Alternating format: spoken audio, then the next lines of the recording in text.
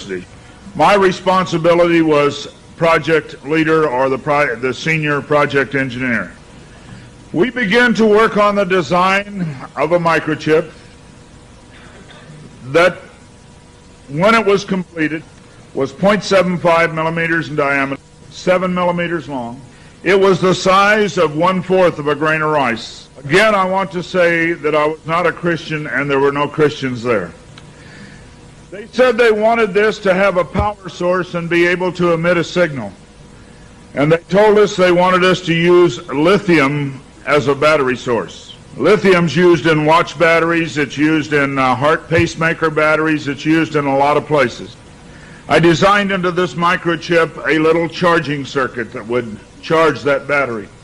This sounds like a lot of technical things coming together, but if you'll bear with me 1 minute, you'll see what God has laid out about this microchip. When we discovered that we needed to be able to charge that battery, I needed a temperature change, a change in temperature, to cause current to flow through that little charging circuit that would charge the battery. So we began to investigate and find out where in the body does the temperature change the most rapidly. We spent over $1 million in taxpayer money, and when the results came back, there was a lot of information. We divided it up amongst 3 teams and then came back together with that information. It was determined that there were 2 places in the body that were ideal for the microchip. One was just below the hairline on the forehead. Every mother checks their child's temperature right here. So we could have paid the mothers $1 million and saved. I never saw a mother check their child's temperature on their ankle. Always right here. The other place was the hand, the right hand preferred, because most people are right-handed. This didn't bother me, and it didn't bother anybody else on the team. The hand seemed a good place. Nobody wanted it here. And so the design work, everything was completed. The microchip was done. You're seeing it now on some of the Discovery Channel presentations. There are people who have received it already. It is real. It's not something that's coming way down the road. They gave me a Bible. They told me not to read the book of Revelation. They said the book of Revelation is too hard to understand. So I waited, and I didn't read the book of Revelation for quite some time. Then one day I came to Revelation 13, verse 16. And he caused us all, both small and great, rich and poor, free and bond, to receive a mark in their right hand or in their forehead. I didn't like what I saw. I went back and looked up the word mark. I went to the Strong's Concordance, and I found that John had used 3 words for the word mark. Charagma, charicator, and charax. That was from the Greek. I looked at those words. They talked about a scratch or an etching. They talked about a lot of things. And I said, God, this isn't it. We didn't do it. He said, go to the word for 666. The word is chixastigma. In the Greek, it says to go to 4742 as a cross. The last half of the word chixastigma.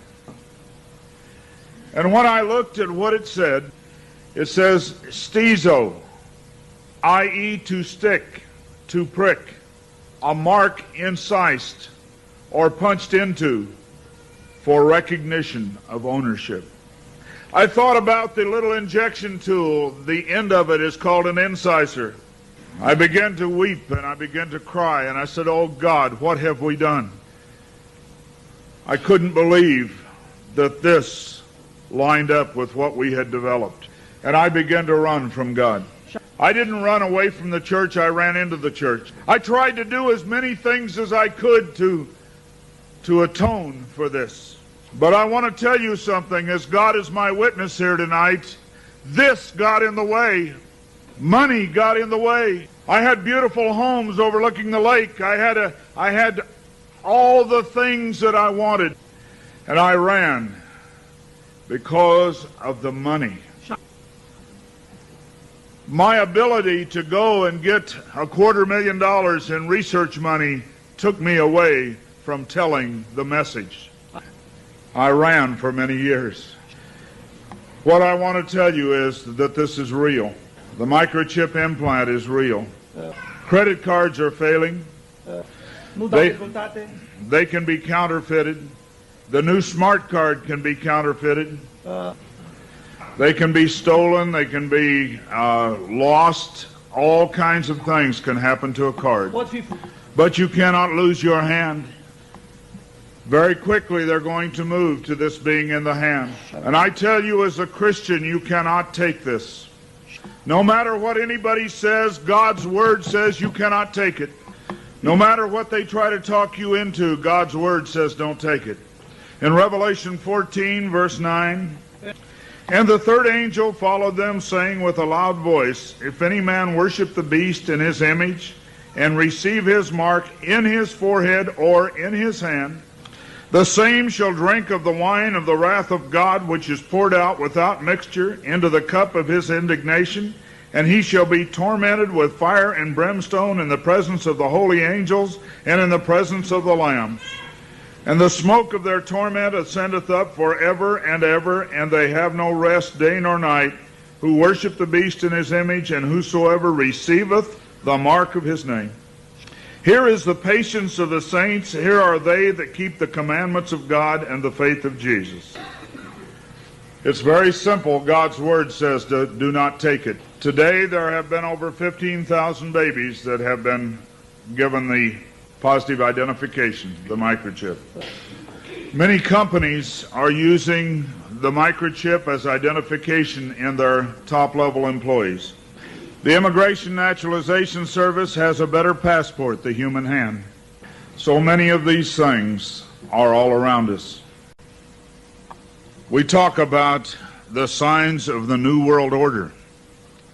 God has spelled out in His Word just exactly what's going on today in the New World Order. Satan desires to have a one-world government.